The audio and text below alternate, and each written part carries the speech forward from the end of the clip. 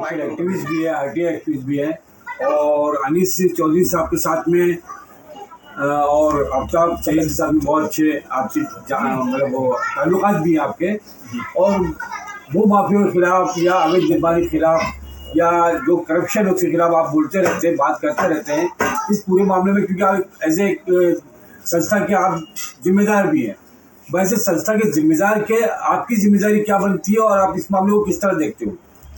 देखिए, सबसे पहली चीज़ हम ये मानते हैं कि मुंबई शहर के अलावा पूरे देश में कोई जाकर एक बालिश जगह पकड़ के बतला, पूरे ऑल ओवर इंडिया के अंदर कोई एक बालिश जगह पकड़ के बतला देवे कि वहाँ ये संभव है क्या, इम्पॉसिबल, किसी भी राज्य में आप चले जाओ। जबकि ये मुंबई इस देश की आर्थिक राजधानी कहलाती है और यहाँ की ज़मीन सबसे ज़्यादा महंगी और उपजाऊ, ये कीमती है।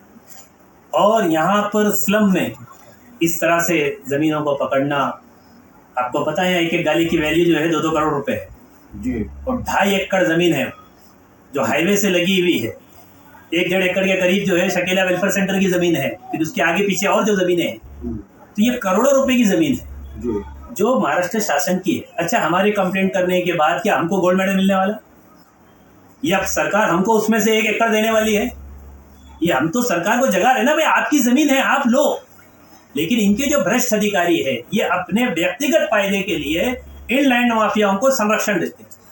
अब इसका बेनिफिट बीएमसी को होता है, कलेक्टर डिपार्टमेंट को होता है, इनडायरेक्टली पुलिस डिपार्टमेंट को होता है। इसलिए ये इसके बचाव में जो भी कंप्लेंट करने वाला है उससे बोलते हैं तुझे क्या पड़ी है, बिल्डर लॉबी के पीछे पड़ा है।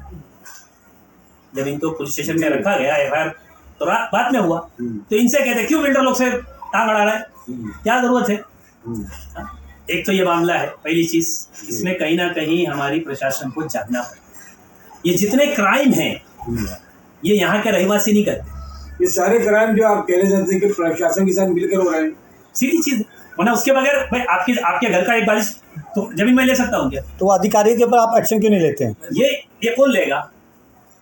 आप जैसे मुझे पावर है, मैं कंप्लेंट कर सकता हूँ अथॉरिटी को। नहीं, आप कंप्लेंट करने के बाद में आपको क्या चाहते हो, जमीन देखो, किस काम में आना चाहिए? जब ये मामला यही था, हमारी कंप्लेंट इस हद तक पहुंच गई थी कि आगे हम हाईकोर्ट मूव करने वाले। अच्छा, हमने देखो हाईकोर्ट जाने के लिए डीपीएल कंप्लीट करना होता है, तो हम इसकी सारी तैयारी कर लिए थे और हम हाईकोर्ट मूव करने वाले थे। उसी दौरान में ये वाकया पेश आ गया और ये मामला उलझ गया।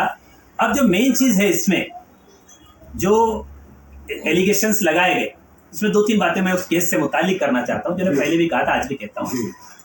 फरियादी का पहला बयान है 13 तारीख के दिन 13 फरवरी 11 बजे राशन ऑफिस में मैं गई थी राशन कार्ड में मेरा नाम डालने के लिए। मेरा नाम राशन कार्ड में है और मेरे पति का 5 साल पहले इंतकाल हो गया, मेरे माँ का 14 साल पहले डेथ हो गया और मेरे पिताजी और भाई 2 महीना पहले घर बेच के गए हैं, तो राशन कार्ड मुझे पे कर गए। पूरे केस में वो राशन कार्ड किधर है?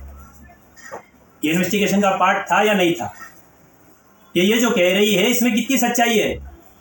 कोई आदमी भी राशन कार्ड का अगर काम लेता है तो सबसे पहले क्या लिया जाता है? राशन कार्ड लिया जाता है, बाकी डॉक्यूमेंट बाद में ना।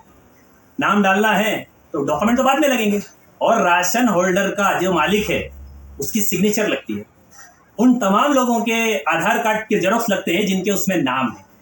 और दूसरी बात, आफ्ताब आदमी साहब रहते हैं टिटवाला और इनका मामूल है या तो 10:45 की ट्रेन पकड़ते हैं या 11:18 या 11:15 की ट्रेन वहाँ से निकलती है। ये दोनों ट्रेन के अलावा ये आते नहीं।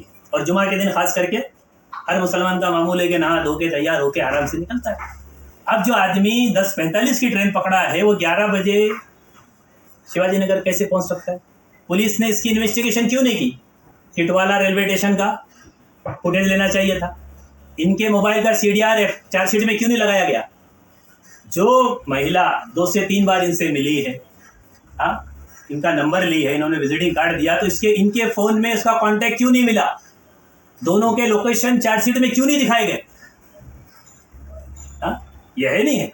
उस लड़की के नाम का कोई डॉक्यूमेंट प्रोड्यूस नहीं किया गया, या फरियादी जो उसकी बहन है उसका कोई डॉक्यूमेंट प्रोड्यूस नहीं किया गया। वो जिस घर में रहते हैं कह रहे हैं कि हम 2 महीने से भाड़े के घर में रहे, उसका एग्रीमेंट किधर है? उनका पुलिस वेरिफिकेशन सर्टिफिकेट किधर है?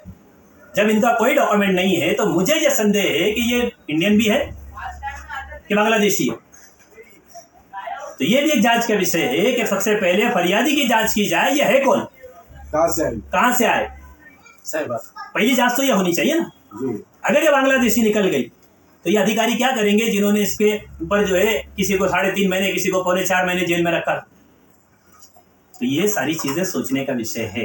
अच्छा, जो ये आरोप लगा कि दोनों हजरात पे, आफ्ताब भाई पे, अनीस भाई पे, कि भाई रेप हुआ, तो क्या वो जंगल था, वो इलाका था, क्या भाई कैसी ये हाईवे रोड है। एक बचकाना, मतलब जो बोलते अगर कोई कहानी भी बनाओ तो ढंग से बनाओ। 7:30 बजे का टाइम दिखाया गया है और ये हाईवे रोड है, लिंक रोड है, दो नेशनल हाईवे को जोड़ता है जी। एक बॉम्बे आगरा को, दूसरा बॉम्बे पूना को। तो कितना बिजी रोड है। और जो घटना स्थल बताया जा रहा है उससे मुश्किल से 30 मीटर पुलिस की नाकाबंदी रहती है दिन भर। ट्रैफिक वाले कंटिन्यू वो चौक पे रहते हैं जी। और जहां घटना बताई जा रही है वहां फॉरेस्ट की चौकी है पीछे, उनके अधिकारी बैठते हैं। 7:30 बजे शाम में ना। हाँ, और यहाँ से अगर ये दोनों गए, लड़की गई, तो लड़की 17 साल 9 महीने अपनी उम्र बता रही है। वो नादान नहीं है कि उसको कोई गोद में उठा के लेके चले। अगर कोई 17 साल 9 महीने मतलब मैच्योर है ना। बिल्कुल। हाँ, हम उसकी एज की जो उन्होंने लिखा उस पर बात कर रहे हैं। हमको तो नहीं लगता कि नाबालिग है। दोनों भाई हम साथ में नहीं, दोनों बड़ी वाली नहीं गई, चलो उन्होंने कहानी चेंज किया। अच्छा। तो जब ये अंदर झाड़ी की तरफ ले जा रहे तो वहां कौन सा कार्यालय था उनका? तो शोर क्यों नहीं मचाया उसने? चिल्लाई क्यों नहीं? हाईवे रोड है, 50 गाड़ियां जाती है, रात के 2 बजे भी गाड़ियां गुजरती है। तो 7:30 बजे का टाइम रश टाइम माना जाता है बॉम्बे का। 6 से लेके 10 बजे जो है बॉम्बे का रश टाइम माना जाता है। ये चीज क्यों नहीं हुई? फिर वो जो जगह है वो झाड़ी है, खाड़ी, आप सब जानते हो। वहां कोई सोफा गद्दा का इंतजाम करके रखे थे लोग। सही। कि 2 आदमी किसी के साथ जाती करे, जबरदस्ती करे, उसके कपड़े गंदे नहीं होंगे, उसको मिट्टी नहीं लगेगी, उसकी हालत नहीं बिगड़ेगी, ताकि घर पे जाने के बाद उसकी बहन को पता ही नहीं चला। और 1 महीने बाद पड़ोसी ने पूछा, हाँ, तब उन्होंने घटना बताई। हाँ, लड़की का मोबाइल नंबर शो नहीं किया गया। आज के तारीख में कौन ऐसा है जो मोबाइल नहीं यूज करता? मोबाइल अगर यूज करते तो हकीकत खुल जाती, इसलिए मोबाइल को शो नहीं किया गया। और सबसे बड़े ताज्जुब की बात यह है कि तारीख में लेके कौन आ रहा है? इम्तियाज कय्यूम अंसारी उर्फ बंगाली, उसकी वाइफ आफरीन, कभी उसका भाई फारूक, कभी उसके लड़के। आप सेशन कोर्ट का जो है 6 नंबर गेट का फुटेज निकाल, जिनके बारे में ये धरना दे रहे हैं, जिनके बारे में ये कंप्लेंट कर रहे हैं, वो लोग लड़की को लेके आ रहे हैं कोर्ट में। अच्छा। और लड़की के बाद आईफोन है। वाह। जो कैटरिंग का काम करने की बात कह रही है वो आईफोन लेके आ रही है। ये सब कोर्ट के फुटेज में मौजूद है। ये पुलिस बेवकूफ नहीं है। हमको तो ये अंदेशा है और जांच का विषय है। इसमें जो ऑफिसर भी है बिना बेनिफिट के इन्होंने केस नहीं बनाया, वरना कोई अनजान लड़की, आम औरत कोई भी घटना होती है तो सबसे पहले अपने पुलिस स्टेशन जाती है कि ज्यूरिडिक्शन में जाती है? ज्यूरिडिक्शन हमको आपको पता है, ये पुलिस है। ज्यूरिडिक्शन का जो दायरा है वो हम लोगों को पता होता है, कंप्लेंटर्स को और पत्रकार के लोगों को। आम जनता को कैसे मालूम? फरियादी शिवाजी नगर, रफीक नगर में रहने वाली है तो कहाँ जाना चाहिए उसको? शिवाजी नगर जाना चाहिए।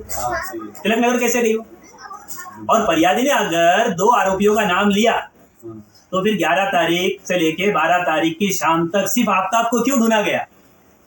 और जिस वक्त आफ्ताब भाई को लेके गए लकड़ा वाली मस्जिद से, अनीस भाई के सामने 6 पुलिस वाले लेकर गए हैं और अनीस भाई कह रहे हैं कि ये बेकसूर है, इसको फंसाया जा रहा है। वो टाइम पे क्यों नहीं कहा कि तुम्हारा नाम भी है? क्यों नहीं लेके गए? 12 तारीख की रात को 8:30 बजे आफ्ताब आदमी के फोन से फोन करवा के बुलाते हैं, अनीस भाई को बुलवाओ, उनसे थोड़ी जानकारी लेनी है, स्टेटमेंट लेना है। और वहां बुलाने के बाद फिर इनसे पूरा शेड्यूल समझते हैं। भाई ये 13, 14, 15 फरवरी के आप लोग का शेड्यूल क्या है? आप अब 1 महीना पहले की बात अचानक पूछोगे तो सारी बातें जाहिर याद नहीं होगा। हाँ, मगरिब की नमाज हमने मस्जिद में पढ़ी, तो उसके बाद फिर टाइम सेट किया गया। मगरिब का टाइम उस टाइम पे जो 7 बजे का था, 7, सवा 7 बजे आदमी फारिग हो जाता है। 10:30, 7:30 से 10:30 के बीच की जो स्टोरी बना के कहानी रच दी गई। सर, मैं रोकना चाहूंगा आपको।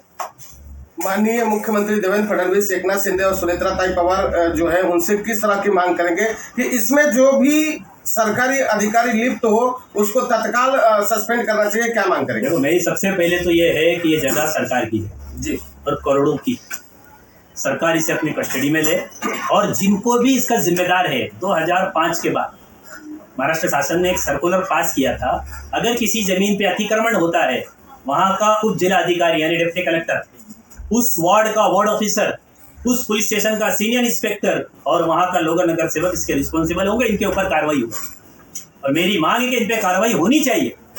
2-3 दिन पहले कलेक्टर आए थे, डिप्टी कलेक्टर थे, क्या तहसीलदार थे मालूम नहीं, बोल रहे थे कि मुझे बोला गया कि संजय भाई इस पर हम लोग तोड़ देते हैं, जालिम उपाय बताइए। तो आप यहाँ के रहवासी कुछ जालिम उपाय बताइए कि हम कलेक्टर को बोल सकते। देखो उपाय यही है भाई, हम अपनी घर की हिफाजत करते हैं, मेरे घर में दरवाजा है तो कोई दरवाजा तोड़ के नहीं आ सकता। जगह की कैसे हिफाजत करना है, सबसे पहले जो लैंड माफिया है, जितने 40 रूम वाले वहाँ रह रहे हैं, उन 40 लोगों का बयान लिया जाए, इनको घर किसने बेचा, उन सब के ऊपर एमपीडीए लगना चाहिए, लैंड माफिया का केस होना चाहिए, उन अधिकारियों पर केस होना चाहिए, तब जाके चीज होती है। इसके मतलब तोड़ दिए बना दिए, तोड़ दिए बना दिए। हाँ 2006 से खेल चल रहा है, 20 साल हो गए।